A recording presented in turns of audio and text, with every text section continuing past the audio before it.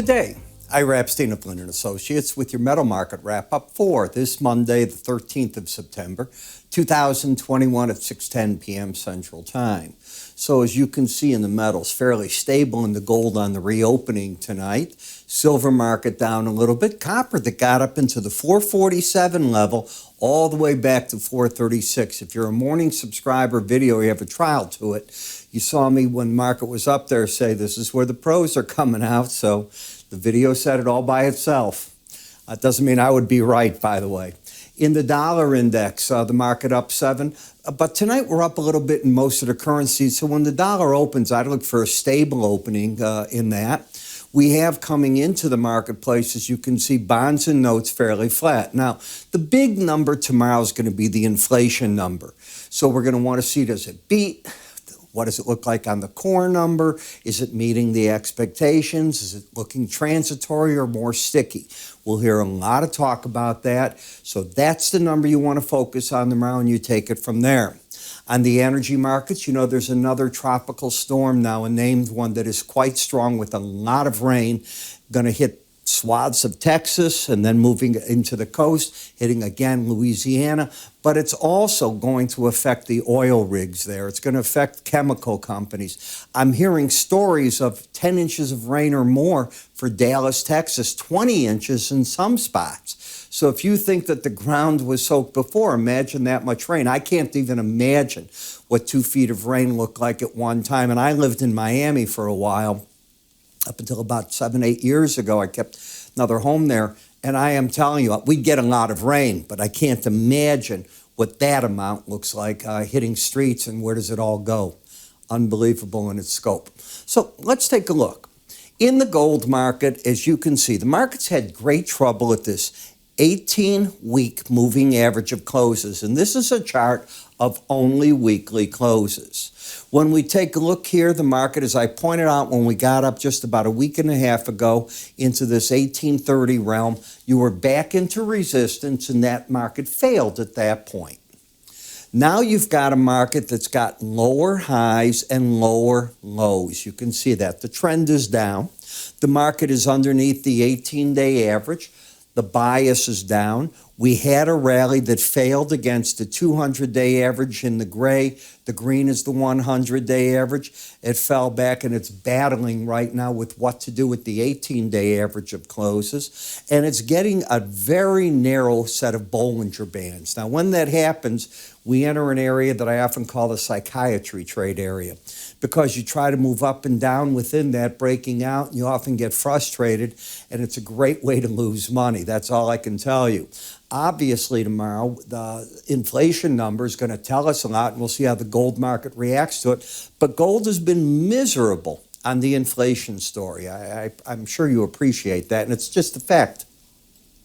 When we look at slow stochastics, they're oversold.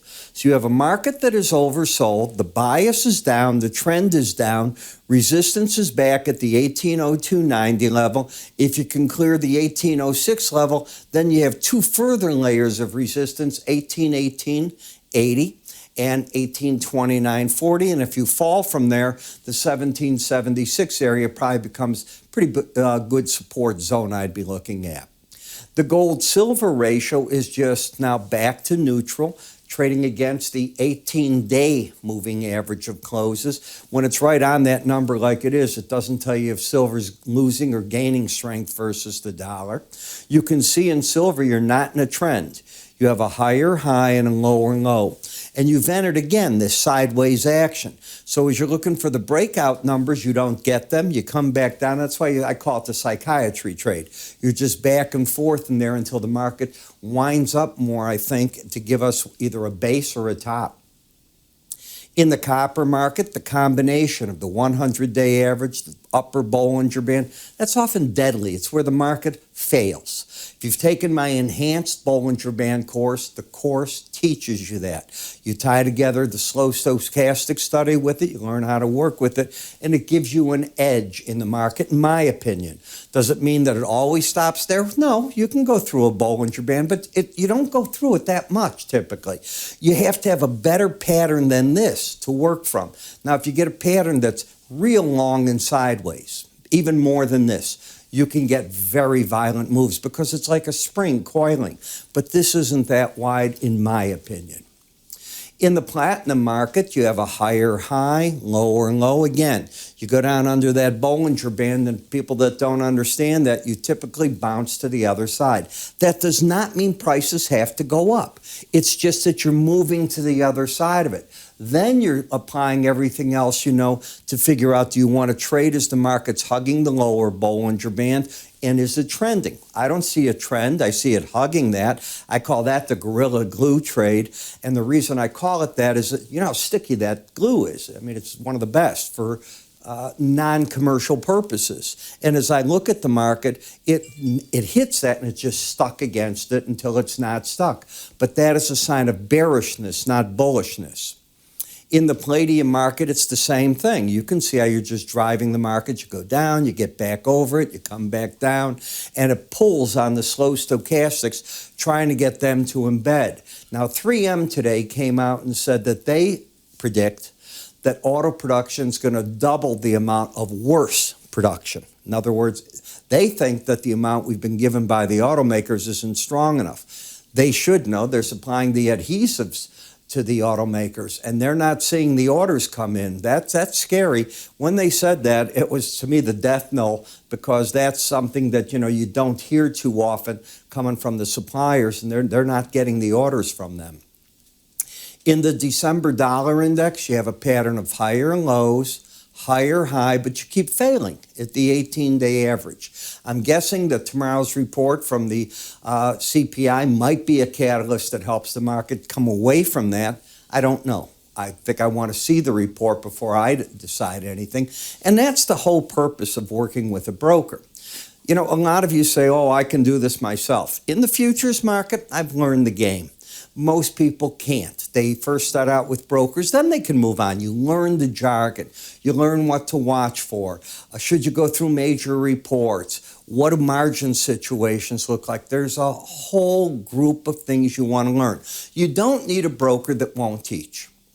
But if a broker is willing to teach you and talk to you what you want, you can make your own decisions down the road. But it's like anything else. You didn't just jump into a car and start driving. You were taught how to drive. Well, the same thing here. You pay for the help you need, and after that, the broker can go bye-bye. Some people want to work with that broker. One of my best clients I ever had paid me to do one thing. He told me what he wanted me to watch for him, how to watch it, and I was to call him anytime I saw it. It didn't matter what hour of night or in the morning.